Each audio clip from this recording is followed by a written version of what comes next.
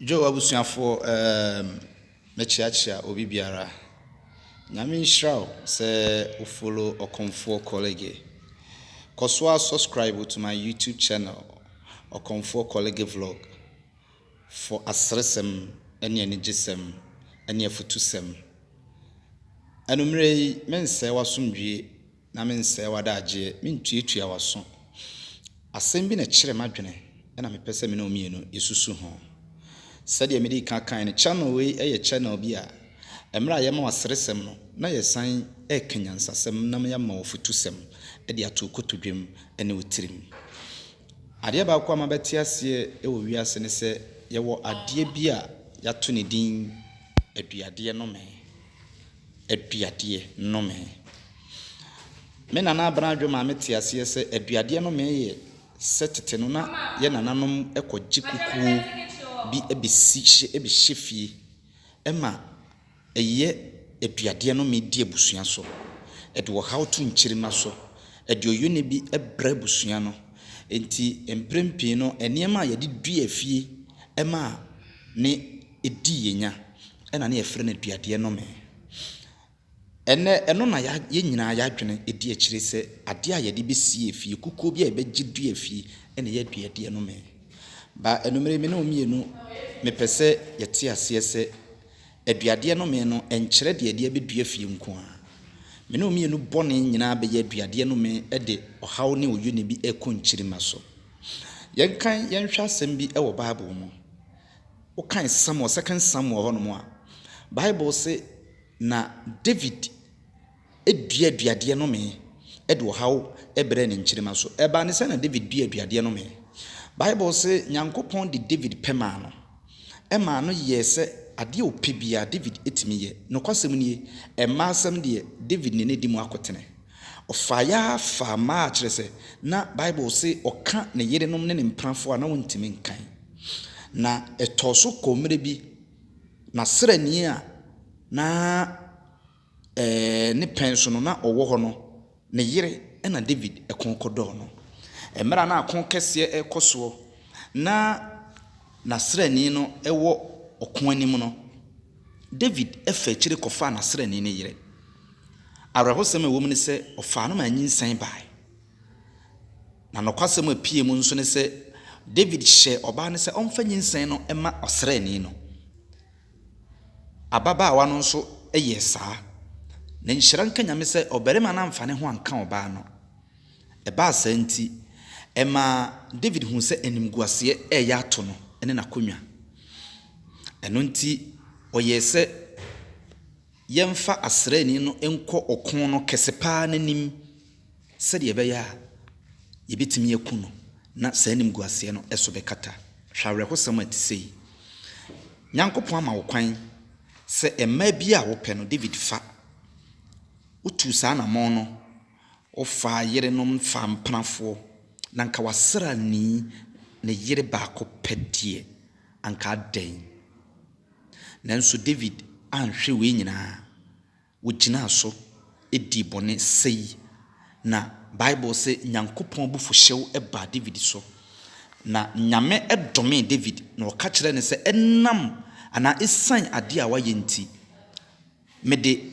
no me beto awo ntoatoaso so na wo mamma befefa won ho hwe eha na aduade no me no ebem David akwakofa nasrani no eyire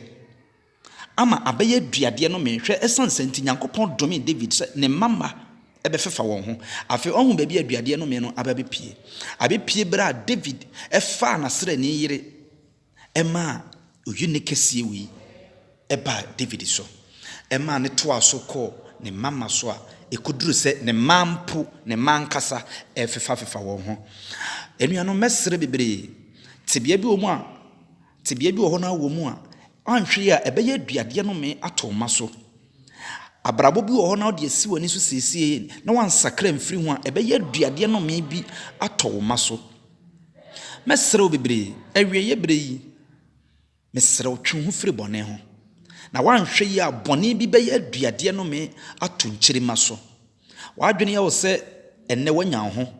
enti umfa nipa nyehwe wadwene ye wo se wobetimi akasetie nipa bia anyhow frise wodo ho ato de owo so ba me mo ate ase se ebetimi aye aduade no me bi aba beto omma bi so abeto onua bi so abeto omma so anase onamfofo bi so mesere bebre yemfa asem wenya futusem na yemfa nto yekotodwem na yenhu ne se ewiase nye ye dia se obi ye obone se dian a gemane nko nyame ne tua ketua pa mene omie no yentimi enye mane nye yeda gise nyame bem ukun no na onya ade aha ubo ni dua no e na onya ade na owura fi se bible se de otwese kan no owu se kan no ana nipa no ukunu no wodi wiase beba na unim se ukunu no wo gene boni bi na aso ono de woko wo hunu na wieye na wo hunu se obia be kwakobu na konta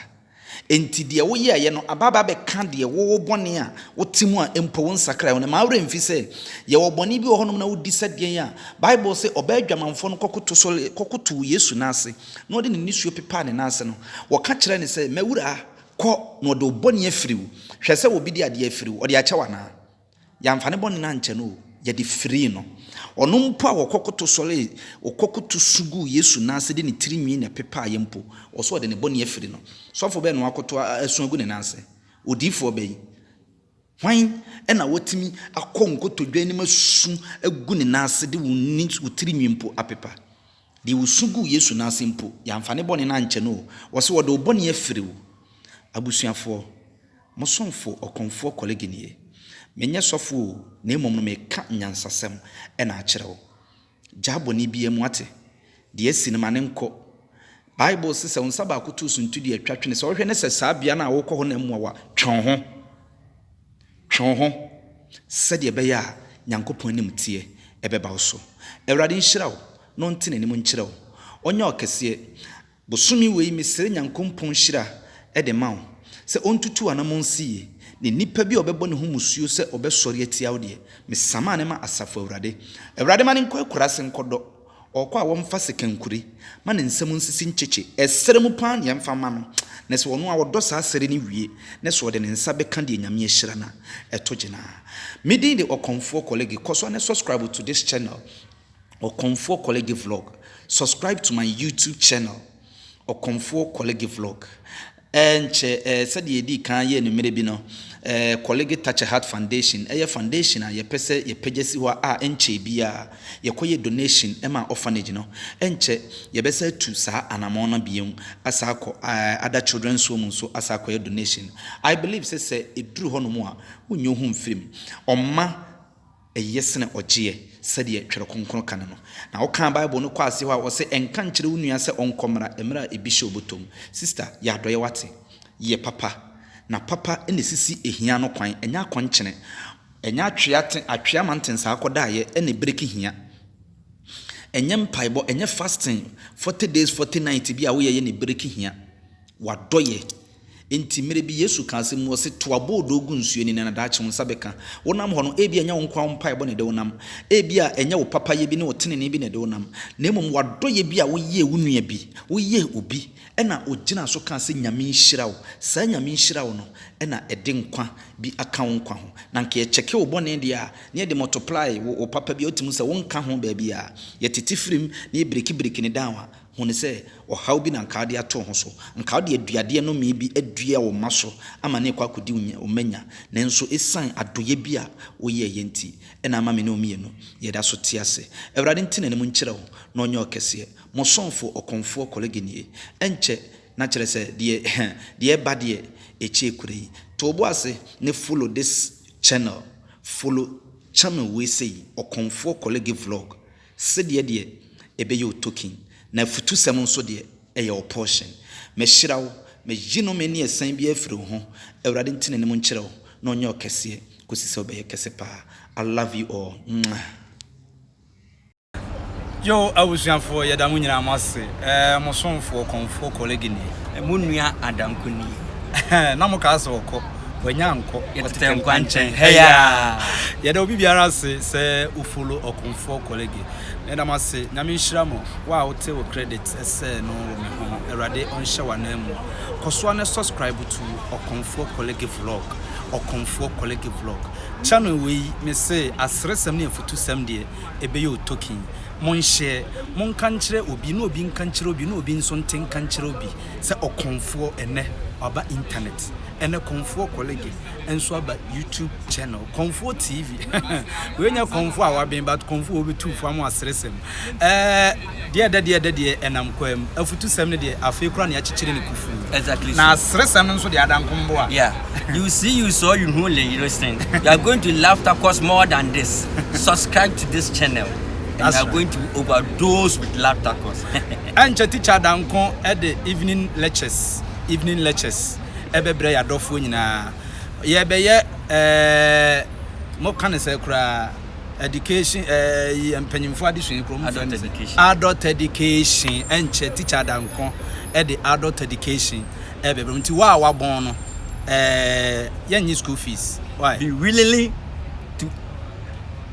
entertain your memory what's it behind be willing to entertain your memory wo hwe de be ne se beboa wa ya krado se obesua de yo se wa wo hwe ne beboa wa ma honhom nkasa nkyerɛ why because I'm going to teach what is above your immigration of your Margaret Simpson no syllabus se wo di we to tirim na kokora ma anyawo a na de be ye wo de exactly so enti no subscribe to Komfo College vlog and see you what you say